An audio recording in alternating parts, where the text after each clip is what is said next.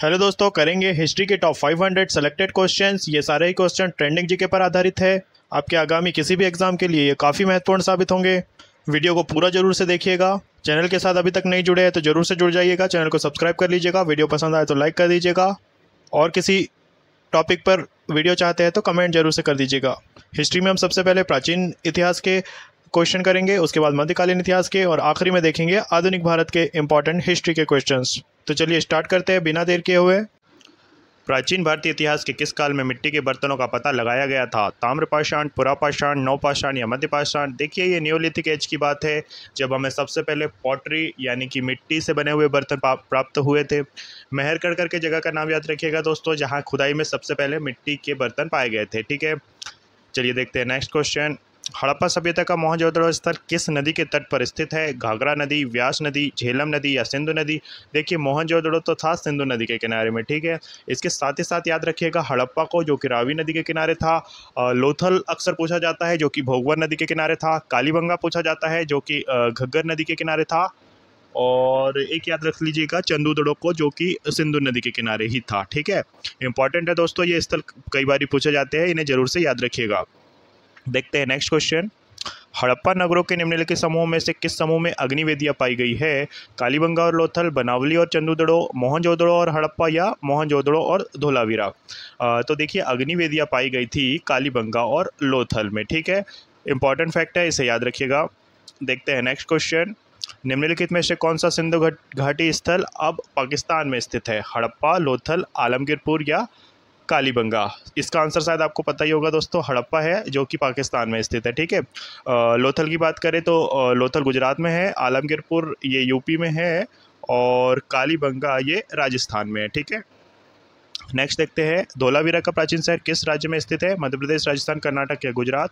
तो धोलावीरा गुजरात में है दोस्तों। ठीक है, कच्छ का रण आपने सुना होगा, ये वहीं पर है। और नदी याद रखिएगा, लूनी नदी के किनारे पड़ता है। ठीक है, लूनी नदी कच्छ के रण में जाकर के खो जाती है और वहीं पर ये प्रसिद्ध स्थल धोलावीरा स्थित है। नेक्स्ट देखते हैं। भारत में महापाषाण कब्रें मेगालिथ्स बनाने की प्रथा लगभग कितने वर्ष पहले शुरू हुई थी? देखिए, ये इसका आंसर है लगभग 3000 वर्ष पहले। ठीक है, एक अप्रोक्सीमेशन के तहत ही हम इसको याद रखते हैं, तो इसके आसपास के ऑप्शन आपको मिल सकते हैं एग्जाम में, तो कंफ्यूज मत होइएगा। लगभग 3000 वर्ष इसका आंसर होगा। नेक्स्ट देखते हैं। निम्नलिखित में से कौन सा प्राचीन स्थल भारत में स्थित नहीं है? खुशगी, हल्लूर, इनामगांव या मेहरगढ़? तो देखिए, हुस्की हल्लूर तो साउथ इंडिया के पार्ट है, कर्नाटक में है। इनाम गांव ये है महाराष्ट्र में, और जो मेहरगढ़ है ना, ये है पाकिस्तान में। ठीक है, आपने बलूचिस्तान करके जगह का नाम सुना होगा, अभी काफ़ी रिसेंटली ट्रेंडिंग में था, तो ये वहीं पर है मेहरगढ़। ठीक है, चलिए देखते हैं नेक्स्ट। भीमबेटका पुरापाषाण काल का एक प्रसिद्ध स्थल है, भारत के किस राज्य में स्थित है? बिहार, उत्तर प्रदेश, राजस्थान या मध्य प्रदेश? देखिए, भीमबेटका ये मध्य प्रदेश में स्थित है। ठीक है, काफ़ी फेमस है, भोपाल के पास में स्थित है ये, रायसेन जिले में पड़ता है एमपी के। और इसके लिए एक चीज़ और याद रखिएगा कि इसको 2003 में यूनेस्को की वर्ल्ड हेरिटेज साइट में शामिल किया गया था। ठीक है, रातापानी वन्य जीव अभ्यारण्य का ये पार्ट है। एमपी स्टेट्स के एग्जाम्स के लिए काफ़ी महत्वपूर्ण है। और एक और चीज़ याद रखिएगा, वीएस वाकणकर ने 1957 में भीमबेटका की खोज की थी। ठीक है, ये सारे ही फैक्ट कई बार पूछे गए हैं, इंपॉर्टेंट है, इन्हें याद जरूर से रखिएगा दोस्तों। एक एक चीज़ को बड़े ध्यान से सुनिएगा, हर चीज़ को स्क्रीन पे अगर लिखने जाएंगे तो बहुत ज़्यादा टाइम लग जाएगा, इसलिए हम इसको इसी तरीके से कवर करेंगे। एक एक फैक्ट को जितना उसके बारे में इंपॉर्टेंट है उसको देखते हुए, तो एक एक चीज़ को प्लीज़ ध्यान से सुनिएगा, ये काफ़ी इंपॉर्टेंट हो गया आपके आगामी एग्जाम के लिए। निम्नलिखित में से किस भारतीय राज्य में हड़प्पा के नगर नहीं पाए गए हैं? उत्तराखंड, गुजरात, राजस्थान या हरियाणा? देखिए दोस्तों, उत्तराखंड है जिसमें हड़प्पा के नगर नहीं पाए गए थे। ठीक है, याद रखिएगा। नेक्स्ट देखते हैं। निम्नलिखित में से किस युग के दौरान भारत में शुतुरमुर्ग पाए गए थे? मध्यपाषाण काल, ताम्रपाषाण युग, नवपाषाण युग या पुरापाषाण युग? तो देखिए, ये पुरापाषाण युग की बात है। ठीक है, और एक चीज़ और याद रखिएगा, महाराष्ट्र के पाटन में शुतुरमुर्ग का एक बड़ा सा अंडा पाया गया था। ठीक है, ये भी एक बारी क्वेश्चन बना था, तो याद रखिएगा पुरापाषाण युग इसका सही आंसर होगा। नेक्स्ट देखते हैं। निम्नलिखित में से किस पुरास्थल में जेडाइट पत्थर पाया गया था? महागढ़ा, हल्लूर, मेहरगढ़, दाउजली या दाउजली हैंडिंग?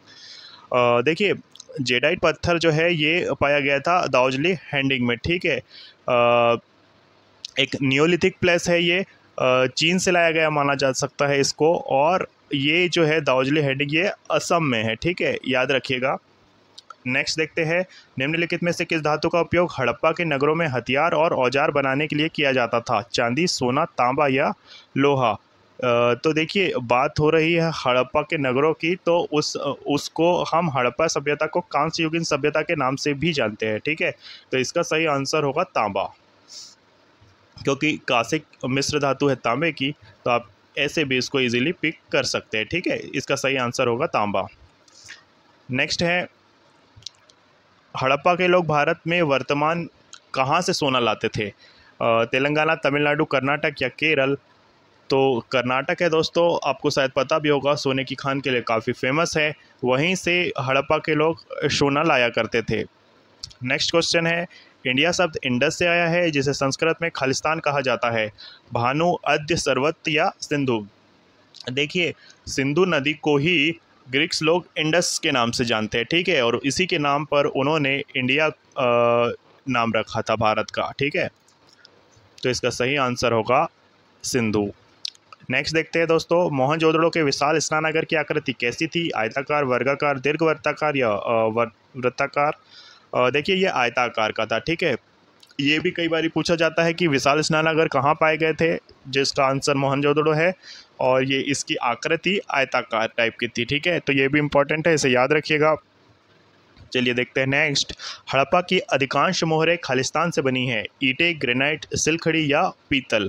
सिलखड़ी की है दोस्तों, ये एक प्रकार का नर्म पत्थर है, ठीक है। ग्रेनाइट मार्बल की तुलना में ये नर्म पत्थर है, और इससे ही हड़प्पा की अधिकांश मोहरें बनाई गई थी, ठीक है। नेक्स्ट देखते हैं, निम्नलिखित में से कौन सा हड़प्पा स्थल अफगानिस्तान में स्थित है? सोर्तुगई, बालाकोट, नागेश्वर या कालीबंगा? देखिए अफगानिस्तान में पूछा गया है, तो ये सोर्तुगई है जो कि अफगानिस्तान में, ठीक है। बालाकोट तो आप जानते ही होंगे, नागेश्वर कालीबंगा भारत में है, ठीक है। नेक्स्ट देखते हैं, सिंधु घाटी सभ्यता के निम्नलिखित में से कौन से स्थल सिंधु नदी के तट पर नहीं है? चंदुदड़ो, मोहनजोदड़ो, रोपड़ या कोटदीजी? दोस्तों इसमें से जो रोपड़ है ना, ये सतलुज नदी के किनारे था, ठीक है। तो इसका ऑप्शन सी सही आंसर हो जाएगा। बाकी चंदुदड़ो, मोहनजोदड़ो और कोटदीजी ये सिंधु नदी के तट पर स्थित थे। नेक्स्ट देखते हैं, अस्किनी जो सप्त सिंधु का एक भाग थी, वर्तमान समय में निम्नलिखित में से किस नदी का नाम है? झेलम, व्यास, चेनाब या रावी? तो अस्किनी जो है चेनाब का पुराना नाम है दोस्तों, ठीक है। सप्त सिंधु में आपको पता होना चाहिए कि 7 नदियों के बारे में बात की जाती थी, झेलम, चेनाब, रावी, सतलुज, व्यास, गंडक और घाघरा, ठीक है। तो जिसमें से अस्किनी को हम जानते हैं, मतलब चेनाब का नाम था अस्किनी, जो कि हमको पुराने समय में वेदों वगैरह में इसका नाम मिलता है, अस्किनी। नेक्स्ट देखते हैं, निम्नलिखित में से कौन सा वेद भारत के पूर्व वैदिक काल के लोगों के जीवन का वर्णन करता है, जिसमें 10 मंडल में विभाजित 1028 सूक्तों का संग्रह है? सामवेद, अथर्ववेद, यजुर्वेद या ऋग्वेद? तो इसका सही आंसर है दोस्तों ऋग्वेद। क्वेश्चन जो अक्सर पूछा जाता है वो ये पूछा जाता है कि ऋग्वेद में कितने मंडल है और कितने सूक्तियाँ है, जिसका कि आंसर 10 मंडल और 1028 सूक्ति होता है। तो ये भी फैक्ट को याद रखिएगा, ये कई बार पूछा गया क्वेश्चन है, मोस्ट रिपीटेड क्वेश्चन है। देखते हैं नेक्स्ट क्वेश्चन, निम्नलिखित में से किस देवता को उत्तर वैदिक काल में एक नया उपनाम हल का स्वामी प्राप्त हुआ? वरुण, ब्रह्मा, विष्णु या इंद्र? देखिए वैदिक काल के प्रमुख देवता इंद्र माने जाते हैं, और उन्हें ही कई सारे अलग अलग उपाधियों से जाना जाता था, ठीक है। तो याद रखिएगा हल का स्वामी भी इंद्र ही है, ठीक है। नेक्स्ट देखते हैं, वैदिक आर्य सप्त सिंधु नामक क्षेत्र में रहते थे, जिसका अर्थ 7 नदियों द्वारा अपवाहित क्षेत्र है। 7 नदियों में से एक झेलम नदी है, इसका प्राचीन नाम क्या था? अस्किनी, परुष्णी, विपासा या वितस्ता? देखिए झेलम को हम वितस्ता के नाम से जानते हैं, ठीक है, ये इंपॉर्टेंट है, याद रखिएगा। बात करें अस्किनी की तो चेनाब है, ये हमने अभी देखा था। पुरुषनी की बात करें तो ये रावी नदी का पुराना नाम है, और विपासा व्यास नदी का पुराना नाम है, ठीक है। ये सारे ही फैक्ट याद रखिएगा, इंपॉर्टेंट है। प्रारंभिक वैदिक काल में धनवान व्यक्ति को खालिस्तान के रूप में जाना जाता था। दोहित्री, गवेषणा, गोमत या रावी? देखिए पुराने समय में जिनके पास सबसे ज़्यादा गाय होती थी उन्हें सबसे ज़्यादा धनवान माना जाता था, ठीक है। तो इसका सही आंसर होगा गोमत। नेक्स्ट देखते हैं, निम्नलिखित में से किस वेद में दासराग युद्ध या 10 राजाओं का युद्ध का उल्लेख है? यजुर्वेद, सामवेद, ऋग्वेद या अथर्ववेद? तो दासराग युद्ध के बारे में हमको मिलता है ऋग्वेद में, ठीक है। इसका सही आंसर होगा ऑप्शन सी ऋग्वेद। ये सबसे पुराना वेद है दोस्तों और सबसे बड़ा भी है। नेक्स्ट है, 4 वेदों में से किसमें बुरी आत्माओं और बीमारियों से बचने के लिए जादू मंत्र और तंत्र मंत्र का संग्रह है? ऋग्वेद, सामवेद, यजुर्वेद या अथर्ववेद, ठीक है। तो इसका सही आंसर है दोस्तों अथर्ववेद, जिसमें कि जादू मंत्र तंत्र वगैरह के बारे में लिखा गया है, ठीक है। सामवेद को याद रखिएगा संगीत के लिए, यजुर्वेद को याद रखिएगा यज्ञ वगैरह से रिलेटेड, और ऋग्वेद को याद रखिएगा सबसे पुराने और सबसे बड़े वेद के रूप में। नेक्स्ट देखते हैं दोस्तों, पूर्व मीमांसा स्कूल ऑफ फिलॉसफी की स्थापना प्राचीन भारत में खालिस्तान द्वारा की गई थी? व्यास, कपिल, पतंजलि या जैमिनी? तो देखिए पूर्व मीमांसा के लिए हम जानते हैं जैमिनी को। मीमांसा का एक्चुअली मतलब दोस्तों अध्ययन ही होता है, ठीक है। आप कंफ्यूज मत होइएगा, ये हिंदू दर्शन का ही एक भाग है। मेनली 6 टाइप के हिंदू दर्शन होते हैं, सांख्य, योग, न्याय, वैशेषिक, मीमांसा और वेदांत। तो उसी में से एक है ये मीमांसा, जिसके लिए हम जैमिनी को जानते हैं, ठीक है। अगर आपको बाकी ऑप्शन भी देखना है तो व्यास मुनि को हम वेदों के लिए जानते हैं, कपिल को सांख्य के लिए जानते हैं, पतंजलि को योग के लिए जानते हैं, ठीक है। देखते हैं नेक्स्ट क्वेश्चन, जैन तथा बौद्ध धर्म जिस समय लोकप्रिय हो रहे थे उसी समय ब्राह्मणों ने 4 आश्रमों की व्यवस्था की। निम्नलिखित में से किस आश्रम की व्यवस्था नहीं की गई थी? परमार्थ, वानप्रस्थ, ब्रह्मचर्य या गृहस्थ? तो देखिए इसका ऑप्शन ए सही होगा, ठीक है। परमार्थ नहीं था, इसके बदले जो 4th था वो संन्यास था, ठीक है, याद रखिएगा। नेक्स्ट देखते हैं, कुल कितने वेदांग है? 10, 6, 5 या 2, ठीक है। तो वेदांग के टाइप है कुल 6, ठीक है। अगर बात करें क्या क्या होते हैं तो शिक्षा, कल्प, व्याकरण, निरुक्त, छंद और ज्योतिष, ठीक है। नेक्स्ट देखते हैं, ऋग्वेद में कितने मंडल है? 6, 4, 8 या 10, ठीक है। तो 10 मंडल है ऋग्वेद में और 1028 सूत्र है, ठीक है, ये सूक्तियाँ है। नेक्स्ट देखते हैं, आर्य ग्रंथों की भाषा कौन सी थी? अर्धमगध प्राकृत, प्राकृत, फारसी या संस्कृत? तो देखिए आर्य ग्रंथों की जो भाषा थी वो संस्कृत थी। सबसे पहले यूज़ की गई भारत में भाषा वो भी संस्कृत ही थी, और आर्यन सबसे पहले यहाँ पर आए थे और उनकी भाषा संस्कृत हुआ करती थी। नेक्स्ट देखते हैं, ऋग्वेद में ऋषि विश्वामित्र और देवी के रूप में पूजी जाने वाली 2 नदियों के बीच संवाद के रूप में एक भजन है, ये नदियाँ कौन सी है? अलकनंदा और भागीरथी, रावी और चिनाब, गंगा और यमुना, और व्यास या सतलुज? तो देखिए ये जो व्यास और सतलुज नदियाँ हैं इनके बारे में ऋग्वेद में उल्लेख मिलता है, ठीक है। ये इंपॉर्टेंट फैक्ट है, याद रखिएगा। अच्छा, साथ ही साथ एक और चीज़ याद रखिएगा दोस्तों, सरस्वती नदी के बारे में। अगर कभी ये पूछा जाएगा कि ऋग्वेद की सबसे प्रमुख और सबसे पवित्र नदी कौन सी है, तो सरस्वती जरूर से याद रखिएगा दोस्तों, ठीक है। नेक्स्ट देखते हैं, निम्नलिखित में से कौन सा वर्ण धर्मसूत्रों और धर्मशास्त्रों द्वारा निर्धारित नियमों के अनुसार प्राचीन भारत में लोगों की रक्षा करने और न्याय के प्रशासन के लिए जिम्मेदार था? वैश्य, शूद्र, क्षत्रिय या ब्राह्मण? तो इसका आंसर तो काफ़ी ईजी है दोस्तों, क्षत्रिय वर्ग था जो कि रक्षा करने और न्याय के लिए जिम्मेदार माना जाता था, ठीक है। ब्राह्मण वर्ग अध्ययन के लिए था मोस्टली, वैश्य समुदाय व्यापारिक वर्ग था, और शूद्र वर्ग जो मजदूर और कारीगर वर्ग होता था उनको रिप्रेजेंट करते थे। नेक्स्ट देखते हैं, निम्नलिखित में से कौन सा वेद संगीत से संबंधित है? सामवेद, ऋग्वेद, यजुर्वेद या अथर्ववेद?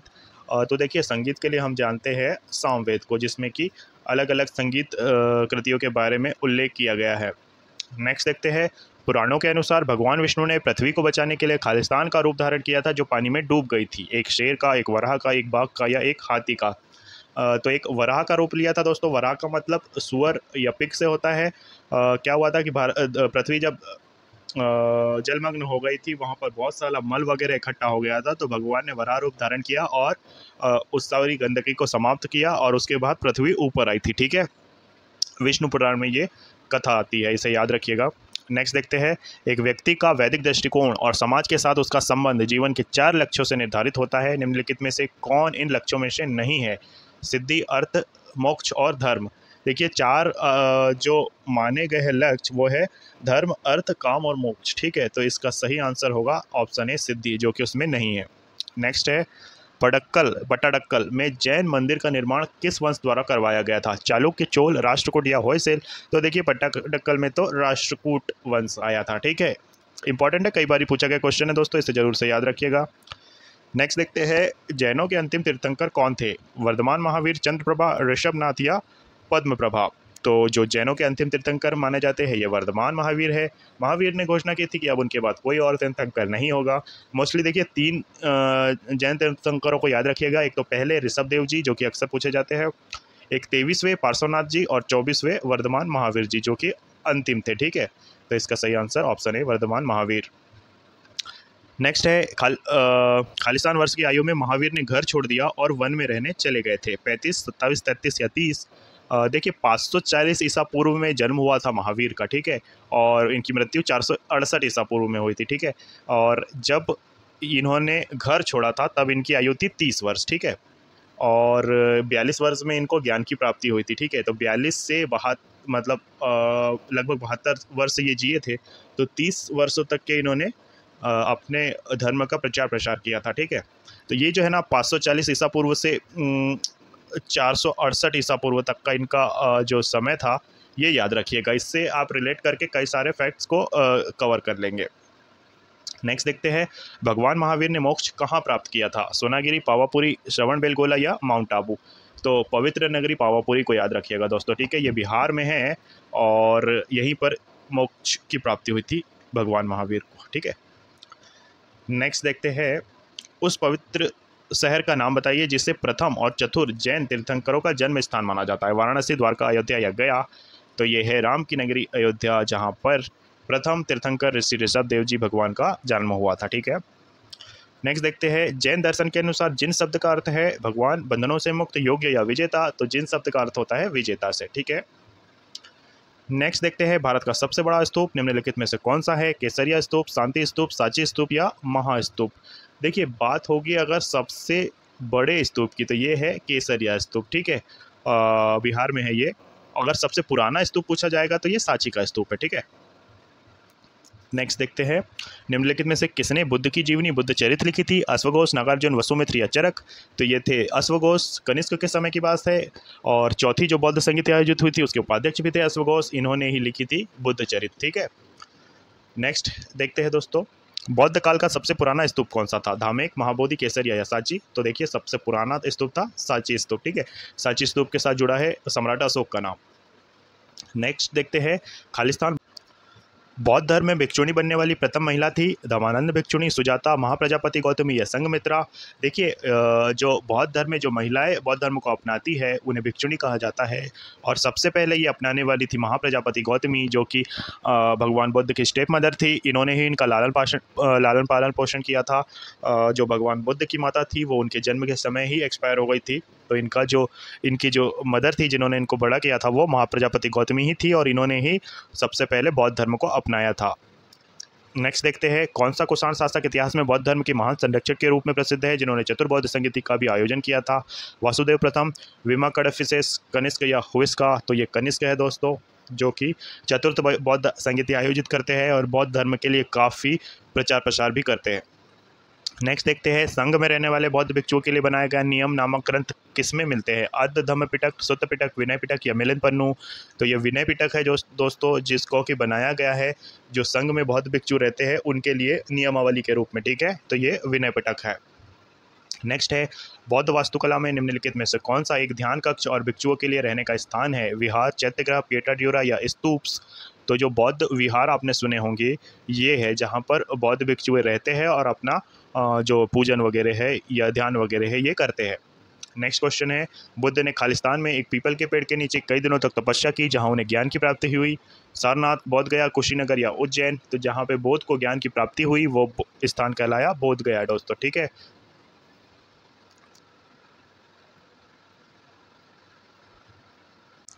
रामभर स्तूप वह स्थान जहां भगवान बुद्ध का अंतिम संस्कार किया गया था भारत के किस राज्य में स्थित है? हिमाचल प्रदेश, बिहार, मध्य प्रदेश या उत्तर प्रदेश?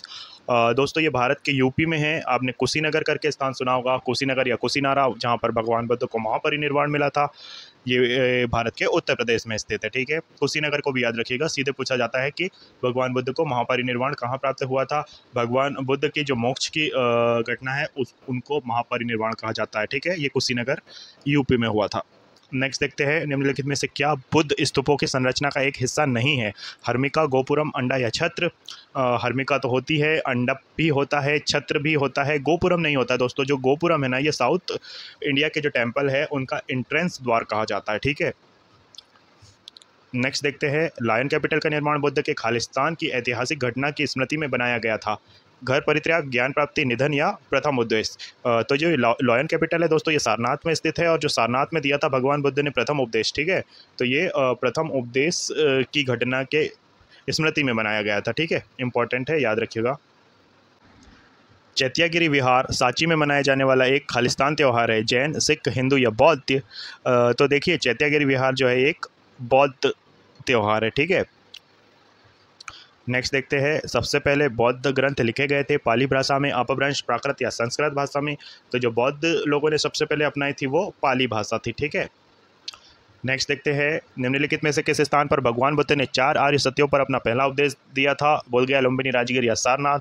तो ये सारनाथ था दोस्तों, अभी हमने देखा भी था। ठीक है, वज्जी खालिस्तान महाजनपद की राजधानी थी। पाटलिपुत्र, चंपा, वैशाली या कौशल? तो देखिए वज्जी जो थी ये वैशाली महाजनपद की राजधानी थी। ठीक है दोस्तों, 16 महाजनपदों में से 4-5 ऐसी महाजनपद है दोस्तों जिनकी राजधानी आपको याद होनी चाहिए। ये कई बार एग्जाम में पूछी जाती है। देखते हैं नेक्स्ट क्वेश्चन, कौशल महाजनपद 6ठी शताब्दी ईसा पूर्व वर्तमान में किसका एक भाग है? महाराष्ट्र, हरियाणा, मध्य प्रदेश या उत्तर प्रदेश?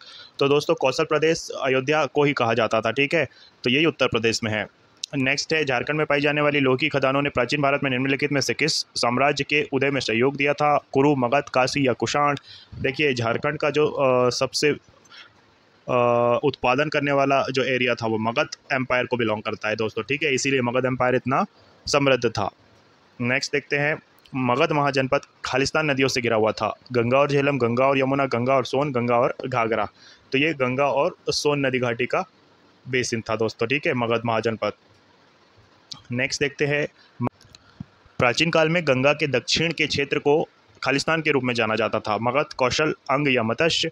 मगध है दोस्तों, सेम क्वेश्चन है, अलग टाइप से पूछा गया है, लेकिन ये भी इंपॉर्टेंट है, याद रखना किस किस टाइप से क्वेश्चन बनते हैं। देखते हैं नेक्स्ट, शासक का नाम साम्राज्य की निम्नलिखित में से कौन सी जोड़ी सही सुमेलित है? महापद्मनंद मगध साम्राज्य और अजातशत्रु मौर्य साम्राज्य? देखिए महापद्मनंद तो मगध साम्राज्य से बिलोंग करते थे, इन्होंने नंद वंश की स्थापना की थी, ये सही है। लेकिन जो अजातशत्रु है ये मौर्य एम्पायर से नहीं थे, ये हर्यक वंश से थे। ठीक है, तो इसका ऑप्शन डी केवल एक सही आंसर होगा। ठीक है, ये गलत है, दूसरा फैक्ट। नेक्स्ट देखते हैं, हर्यक वंश का शासक अजातशत्रु खालिस्तान का पुत्र था। नागदशक, उदयन, अनिरुद्ध या बिंबिसार? तो इसका आंसर होगा दोस्तों बिंबिसार। ठीक है, नेक्स्ट देखते हैं, नंदवंश का अंतिम शासक निम्नलिखित में से कौन था? घनानंद, पांडुका, अनिरुद्ध या बिंबिसार? तो घनानंद था दोस्तों, जिसको हराकर चंद्रगुप्त मौर्य ने मौर्य एम्पायर की स्थापना की थी। ठीक है, नेक्स्ट देखते हैं, निम्नलिखित में से कौन सा अंतिम मौर्य शासक था जिसकी हत्या उसके सेनापति ने कर दी थी? दशरथ, ब्रह्मदत्त, सतधनवन या बिंदुसार? तो देखिए अंतिम मौर्य शासक जो था वो था बृहदत्त। ठीक है, पुष्यमित्र शुंग ने इसकी हत्या कर दी थी और शुंग डायनेस्टी की स्थापना की थी।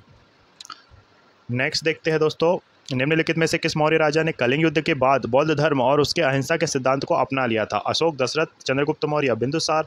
तो ये अशोक था दोस्तों, जिसने कलिंग का भीषण घातक युद्ध लड़ा था और उसके बाद जो युद्ध में हानि हुई थी उसको देखते हुए इसने अहिंसा के मार्ग को अपना लिया था, हिंसा के मार्ग को छोड़ दिया था। नेक्स्ट देखते हैं, निम्नलिखित में से किस मौर्य राजा ने श्रवणबेलगोला में आमरण अनशन किया था और उसकी मृत्यु हो गई थी? बिंदुसार, दशरथ, अशोक या चंद्रगुप्त मौर्य? तो ये चंद्रगुप्त मौर्य था दोस्तों, जो जैनिज्म को फॉलो करता था और उसी के तहत इन्होंने श्रवणबेलगोला में आमरण अनशन या उपवास, मरने तक के उपवास किया था। ठीक है, नेक्स्ट देखते हैं, सांची स्तूप की नींव निम्नलिखित में से किस राजा द्वारा रखी गई थी? समुद्रगुप्त, बिंबिसार, अशोक या चंद्रगुप्त मौर्य? तो देखिए सांची स्तूप बनाया था अशोक ने। ठीक है, एमपी में स्थित है, ये अशोक के द्वारा निर्मित है। नेक्स्ट देखते हैं, अशोक ने अपने बेटे महेंद्र और बेटी संघमित्रा के नेतृत्व में धम्म के सिद्धांत को फैलाने के लिए एक मिशन भेजा। कलिंग में, लंका में, कंबोडिया में या थाईलैंड में?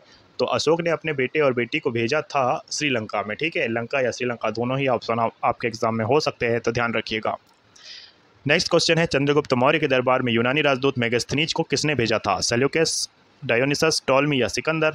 तो जो सेल्यूकस निकेटर था दोस्तों, ये सिकंदर महार का राजदूत हुआ करता था, जिसको चंद्रगुप्त मौर्य ने हरा दिया था। उसके बाद सेल्यूकस निकेटर की बेटी से चंद्रगुप्त मौर्य ने शादी भी की थी और एक यूनानी राजदूत मेगास्थनीज को भी भेजा था, ठीक है।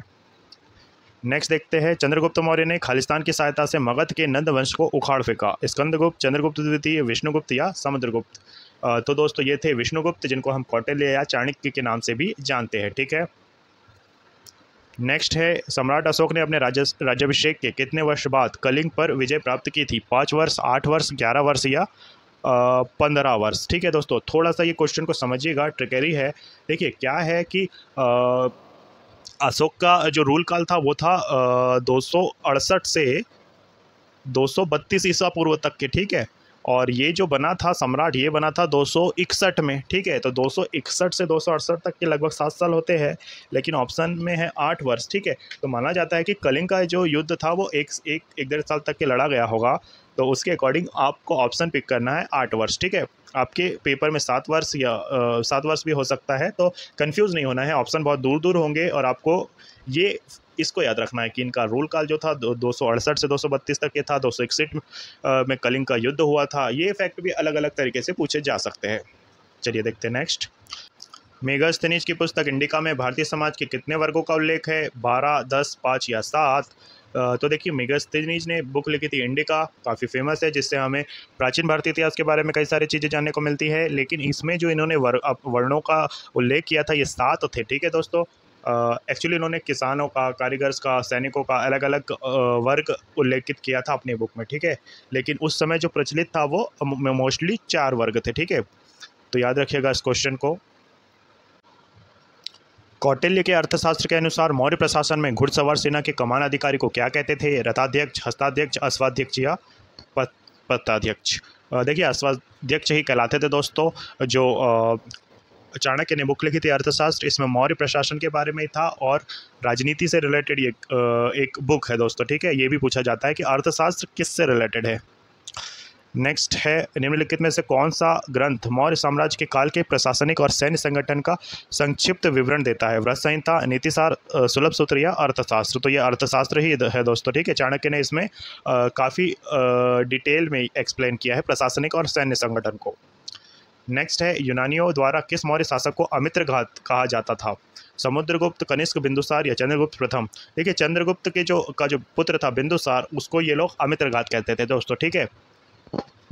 नेक्स्ट है, निम्नलिखित में से किस स्थान पर अशोक के प्रमुख शिलालेख नहीं है? गिरनार, कंधार, सांची या कालसी? देखिए सांची में जो है स्तूप्स है, जिसका निर्माण अशोक ने ही करवाया था, लेकिन अशोक के शिलालेख वहाँ पर नहीं पाए गए, ठीक है। कंफ्यूजिंग हो सकता है थोड़ा सा ये क्वेश्चन, पर ध्यान रखिएगा। नेक्स्ट है, अशोक स्तंभों का मूल उद्देश्य क्या था? भेरीघोष का प्रचार करना, जन धर्मांतरण का प्रचार प्रसार करना, सांप्रदायिक आस्था का प्रचार प्रसार करना या धर्म नीतियों का प्रचार प्रसार करना? देखिए इसका उद्देश्य था धर्म नीतियों का प्रचार प्रसार करना। जब कलिंग युद्ध हुआ उसके बाद सम्राट अशोक ने धम्म घोष को अपनाया, यानी कि धर्म का प्रचार प्रसार करने को अपना मकसद बनाया, तब ये स्तंभ गढ़े गए थे, ठीक है। देखते हैं नेक्स्ट क्वेश्चन। मौर्य काल की भारत में कौन सी गुफाओं को सबसे पुरानी जीवित रॉक कट गुफाओं माना जाता है? बराबर और नागार्जुनी गुफाएं, बाघ गुफाएं, एलिवेंटा गुफाएं या अजंता और एलोरा की गुफाएं? ठीक है दोस्तों, तो ये जो है बराबर और नागार्जुनी गुफाएं, ठीक है, ये बिहार में है और इसको मतलब अशोक के द्वारा ही निर्मित बताया जाता है। देखिए अशोक के जो फादर थे बिंदुसार, वो आजीविक संप्रदाय को फॉलो करते थे और उन्हीं से रिलेटेड ये बराबर और नागार्जुनी गुफाएं है, ठीक है। ये फैक्ट भी याद रखिएगा। नेक्स्ट देखते हैं, पुष्यमित्र जो कि अंतिम मौर्य सम्राट बृहदत्त का सेनापति था, ने राजा की हत्या कर दी और एक नए राजवंश की स्थापना की। निम्नलिखित में से उसका वंश कौन सा था? देखिए पुष्यमित्र का वंश था सुंग वंश और इसी ने सुंग डायनेस्टी की स्थापना की थी, जो अंतिम मौर्य सम्राट बृहदत्त था उसको मार करके। नेक्स्ट देखते हैं, हाइडेस्पीच का युद्ध किन दो राजाओं के बीच हुआ? चंद्रगुप्त और घनानंद, अलेक्जेंडर और पोरस, अशोक और महापद्मनाभ या मीरकुल और यशोधर्मन? देखिए ये अलेक्जेंडर और पोरस के बीच की लड़ाई है। क्या था कि ये लड़ाई लड़ी गई थी झेलम नदी के किनारे, और झेलम को ग्रीक्स लोग हाइडेस्पिस कहते थे, ठीक है, इसीलिए इसको हाइडेस्पिस का युद्ध भी कहा जाता है। नेक्स्ट देखते हैं, निम्नलिखित में से किसने वर्ष 1877 में अशोक के शिलालेखों का एक संग्रह प्रकाशित किया? डीसी सिरकार, एमएस वस्त, अलेक्जेंडर कनिंघम या कॉलिन मैकेंजी? तो देखिए अलेक्जेंडर कनिंघम को याद रखिएगा, भारतीय पुरातत्व के जनक माने जाते हैं अलेक्जेंडर कनिंघम, और इन्होंने ही सबसे पहले इनकी खोज की थी, ठीक है, इंपॉर्टेंट फैक्ट है, कई बार पूछा जाता है। नेक्स्ट देखते हैं, निम्नलिखित में से कौन अशोक के अभिलेखों को समझने वाला पहला विद्वान था? Alexander Cunningham, James Prinsep, James Taylor या वी गॉर्डन चाइल्ड? तो जेम्स प्रिंसेप थे दोस्तों, जिन्होंने सबसे पहले लिपि को खोजा जिसमें कि ये गढ़े गए थे, ठीक है। अशोक के जो शिलालेख थे ब्राह्मी लिपि, पाली लिपि, प्राकृत भाषा इनमें थे, तो जो इसके को सबसे पहले समझा था वो जेम्स प्रिंसेप ने समझा था। नेक्स्ट है, समुद्रगुप्त की उपलब्धियों को उनके दरबारी कवि खालिस्तान द्वारा प्रशस्ति नामक एक लंबे शिलालेख में दर्ज किया गया। हरिसेन, रुद्रसेन, कल्हण या कालिदास? तो देखिए हरिसेन थे जो समुद्रगुप्त के दरबारी कवि हुआ करते थे, इन्होंने लिखा था प्रयाग प्रशस्ति को, जिसमें कि समुद्रगुप्त के बारे में काफ़ी चीज़ें जानने को मिलती है, ठीक है। तो याद रखिएगा हरिसेन को। प्रयाग प्रशस्ति को हम इलाहाबाद प्रशस्ति के रूप में भी जानते हैं, ठीक है। नेक्स्ट है, बाघ गुफाओं पर बने चित्रों का संबंध निम्नलिखित में से किस काल से है? मौखरी, मौर्य, चोल या गुप्त?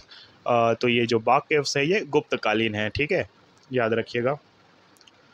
नेक्स्ट है, सती प्रथा का पहला अभिलेखीय उदाहरण किस काल में मिलता है? मौखरी, वर्धन, सातवाहन या गुप्त? तो ये सती प्रथा का जो है हमें गुप्त काल में मिलता है। एक एरन अभिलेख है जिसमें कि इसके बारे में हमको सबसे पहले जानकारी मिलती है, ठीक है। एरन अभिलेख अगर पूछा जाएगा कि ये कहाँ पर है, तो ये एमपी में है, ठीक है, एमपी के सागर में स्थित। गुप्त साम्राज्य के प्रसिद्ध स्रोत प्रयाग प्रशस्ति को खालिस्तान के रूप में भी जाना जाता है। इलाहाबाद स्तंभ, अहमदाबाद स्तंभ, बिठूर स्तंभ या लखनऊ स्तंभ? तो ये इलाहाबाद प्रशस्ति के रूप में भी जाना जाता है, यानी कि इलाहाबाद स्तंभ। नेक्स्ट है, गुप्त काल को प्रारंभ करने का श्रेय किसे दिया जाता है? समुद्रगुप्त को, चंद्रगुप्त द्वितीय को, कुमारगुप्त को या चंद्रगुप्त प्रथम को? तो देखिए वैसे तो श्रीगुप्त ने गुप्त काल की स्टार्टिंग मानी जाती है, लेकिन जो इसके पहले फेमस राजा थे चंद्रगुप्त प्रथम थे, और यही वास्तविक संस्थापक माने जाते हैं। नेक्स्ट है, अमर सिंह के दरबारी के अमर सिंह किसके दरबार के तेजस्वी व्यक्तियों में से एक थे? चंद्रगुप्त द्वितीय, कुमारगुप्त, चंद्रगुप्त प्रथम या समुद्रगुप्त? तो देखिए जो अमर सिंह है ना, ये चंद्रगुप्त द्वितीय के दरबार में थे, ठीक है, तो इसका ऑप्शन ए सही आंसर होगा। नेक्स्ट है, हर्षवर्धन किसके दरबारी कवि थे? हेम सरस्वती, परमानंद, बाणभट्ट या श्रीपोन्ना? देखिए हर्षवर्धन के जो दरबारी कवि थे ये बाणभट्ट हुआ करते थे, इन्होंने लिखी थी हर्षचरित्रगुप्त, जो कि उनकी डायनेस्टी के बारे में काफ़ी बार जानने को मिलता है जिससे हमें। नेक्स्ट देखते हैं दोस्तों, चंद्रगुप्त गुप्त वंश के पहले शासक थे जिन्होंने खालिस्तान की भव्य उपाधि धारण की थी। धर्मराज, महाराजाधिराज, महाराजा या देवनाम प्रिया? तो चंद्रगुप्त ने हासिल की थी महाराजाधिराज की उपाधि, ठीक है। इसमें जो ऑप्शन डी है ये देवनाम प्रिया को याद रखिएगा, ये अशोक का एक नाम मिलता है उनके शिलालेख में। नेक्स्ट क्वेश्चन है, निम्नलिखित में से चंद्रगुप्त द्वितीय के दरबार के 9 रत्नों में से किसने मंत्र शास्त्र लिखा था? कालिदास, घटप्रकर, विताल भट्ट या अमर सिंह? तो ये थे विताल भट्ट जिन्होंने लिखा था मंत्र शास्त्र। नेक्स्ट है, समुद्रगुप्त की माता निम्नलिखित में से किस गण से संबंधित थी? कोलीय, लिच्छवी, शाक्य या वज्जी? तो समुद्रगुप्त की माता थी लिच्छवी। जो समुद्रगुप्त के पिता थे चंद्रगुप्त, उन्होंने लिच्छियों की राजकुमारी से विवाह किया था, इसीलिए जो समुद्रगुप्त की माता थी ये लिच्छवी गण से रिलेटेड थी। नेक्स्ट है, निम्नलिखित में से कौन सी उपाधि गुप्त वंश के शासक समुद्रगुप्त के पास थी? जहाँ पना, साहिब किरान, कविराज या महेंद्र? देखिए इनको संगीत का काफ़ी शौक था और ये कविराज की उपाधि रखते थे समुद्रगुप्त, ठीक है। नेक्स्ट है, खालिस्तान के पुत्र और उत्तराधिकारी कुमारगुप्त प्रथम का शासनकाल शांति व्यवस्था और सापेक्षिक निष्क्रियता का काल था। देखिए ये जो था ना कुमारगुप्त, ये चंद्रगुप्त द्वितीय का पुत्र था, ठीक है। इसको एक चीज़ याद रखिएगा, कुमारगुप्त के बारे में नालंदा विश्वविद्यालय की स्थापना की थी कुमारगुप्त ने, ठीक है, ये भी पूछा जाता है। नेक्स्ट है, शकों पर विजय प्राप्त करने के पश्चात निम्नलिखित में से किसने विक्रमादित्य की उपाधि धारण की थी? तो ये चंद्रगुप्त प्रथम, द्वितीय या स्कंदगुप्त या कुमारगुप्त? तो देखिए चंद्रगुप्त द्वितीय थे जिन्होंने शक राजा रुद्रदमन को हराया था, ठीक है। तो याद रखिएगा चंद्रगुप्त द्वितीय को विक्रमादित्य के रूप में भी हम जानते हैं।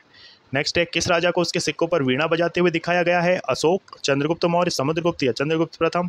तो ये समुद्रगुप्त है दोस्तों, जो उनके काल के सिक्कों पर वीणा बजाते हुए देखने को मिलते हैं। नेक्स्ट क्वेश्चन है, दिल्ली के प्रसिद्ध लौह स्तंभ का निर्माण किस वंश के शासक ने करवाया था? गुप्त, पल्लव, मौर्य या पुष्यभूति? तो ये भी गुप्तकालीन एक संरचना मानी जाती है।